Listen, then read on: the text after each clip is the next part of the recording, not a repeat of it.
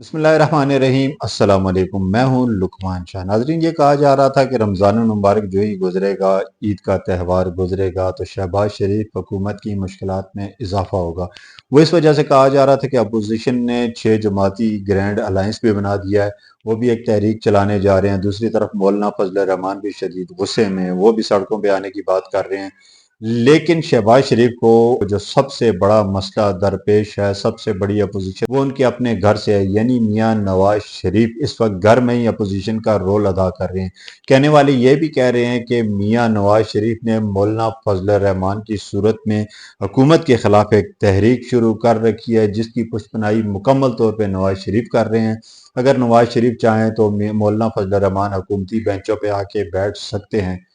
लेकिन जब नवाज शरीफ लंदन से पाकिस्तान वापस आए तो आखिरी वक्त तक ये यकीन था कि वो वजीर आजम बनेंगे और एक बड़ी अक्सरियत के साथ वो पार्लियामेंट में आएंगे। लेकिन वो अक्सरियत भी उन्हें ना मिल सकी और वो वजीर आजम भी ना बन सके। आखिरी वक्त में ये फैसला किया गया कि नवाज शरीफ वजीर आजम नहीं होंगे। हालांकि इलेक्शन से एक दिन पहले तक वो अखबारात में बड़े बड़े इश्तिहारात भी छपवाते रहे कि नवाज शरीफ मजबूरी है, मियाँ नवाज शरीफ वजीर आजम होंगे। नवाज मुल्क को नवाज दो, ये नारा था उस वक्त। लेकिन मुल्क को नवाज की बजाय मुल्क को शहबाज दे दिया गया। इसलिए नवाज शरीफ सख्त नाराज हैं। और वो आपने देखा होगा कि सूबाई काबीना के इजलास की सदारत भी कर रहे हैं, सूबाई काबीना के साथ बैठ भी रहे हैं। लेकिन मरकज में अभी तक नवाज शरीफ उस तरह एक्टिव दिखाई नहीं दिया। अगर नवाज शरीफ चाहते तो उनके बैरूनी ताल्लुकात भी अच्छे थे, अरब रियासतों से भी उनके ताल्लुकात थे, बाकी दुनिया से भी उनका एक तजर्बा था। वो अपना तजर्बा बरूकार लाते, अपने भाई के साथ बैठते, कैबिनेट तश्कील देते, उन्हें मशवरे देते कि हुकूमत किस तरह चलानी है, मुल्क को किस तरह चलाना है। लेकिन इस दौरान हमने देखा कि मियाँ नवाज शरीफ बिल्कुल लाताल्लुक़ है मरकजी हुकूमत से।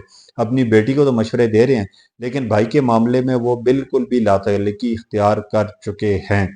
और दूसरे जानब ये भी सुनवाई है, हमने सुना है नवाज शरीफ के करीबी साथी हैं, वो कह रहे हैं कि शायद मौजूदा हुकूमत कुछ दिनों बाद मियाँ नवाज शरीफ के इस रवैये से तंग होकर मियाँ शहबाज शरीफ साहब अपने भाई को ही इस्तीफ़ा पेश कर देंगे। ये ले भाईजान, आप जाने, आपकी हुकूमत जाने, मैं तो इस सूरत हाल में ये हुकूमत नहीं चला सकता। एक तरफ मेरे खिलाफ अपोजिशन का मास खड़ा है और दूसरी तरफ मौलाना फजल रहमान को आपने मेरे पीछे लगा दिया, तो ये हुकूमत किस तरह चलेगी। अपोजिशन भी IMF तक खतूत लिख चुकी है, हर किस्म का प्रेशर वो बना रही है कि शहबाज शरीफ नाकाम हो।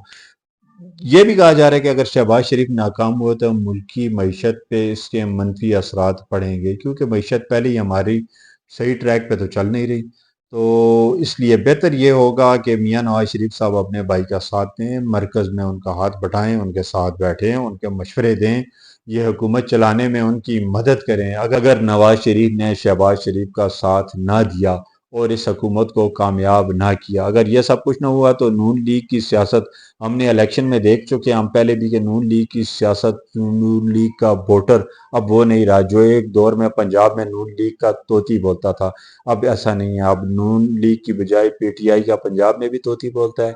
KPK में तो हुकूमत बना चुके हैं। बेशक आपको अमीन गंडापुर साहब वहाँ वजीर आला उसमें क्रिकेट खेलते नजर आ रहे हैं, लेकिन KPK इस वक्त अपोजिशन जमातों का एक मजबूत किला बन चुका है।